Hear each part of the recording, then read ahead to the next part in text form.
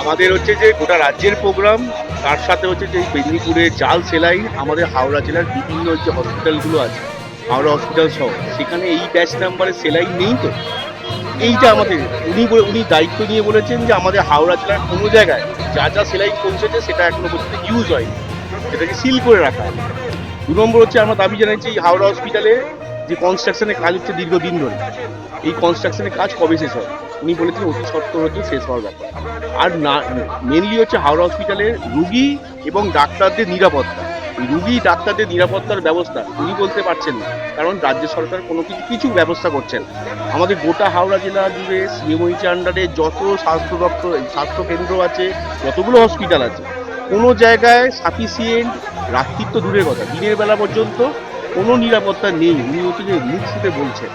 এই দাবি জানিয়েছি অবিলম্বে নিরাপত্তার ব্যবস্থা করতে হবে। হাওড়া হসপিটালে কদিন আগে যা ঘটনা ঘটেছে ওই 13 বছরের বাচ্চাটা, সেই ঘটনা যেন আমাদের হাওড়া জেলায় অন্য জায়গায় কোনো না ঘটে, এইটা আমরা দাবি জানিয়েছি।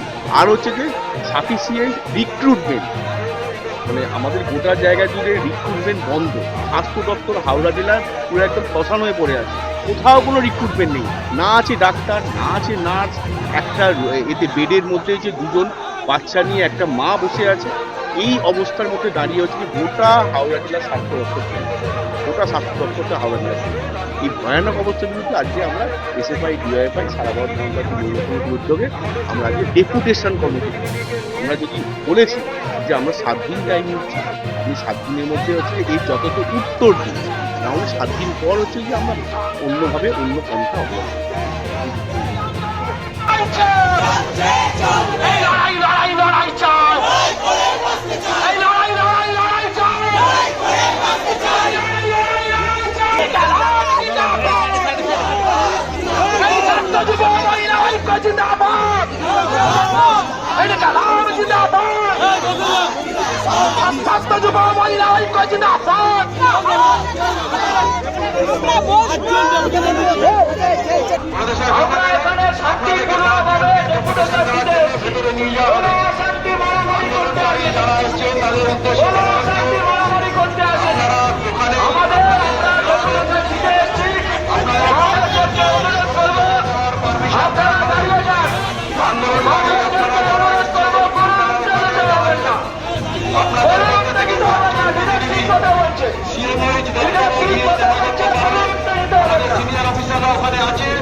আপনাদেরকে থেকে 5 জন প্রতিনিধি ভেতরে যাবেন, গিয়ে সিএমএইচের কাছে আমাদের প্রতিনিধিত্বমূলক ডেপুটেশনে যাবে।